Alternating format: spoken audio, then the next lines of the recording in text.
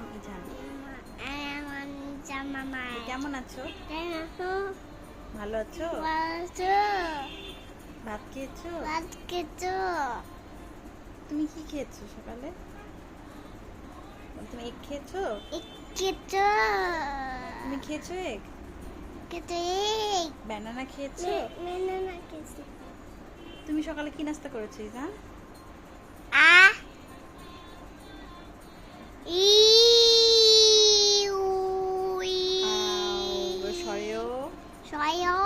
সরেয়া রস্বই দীর্ঘই রি এ ওই ও আউ এ বি সি ডি।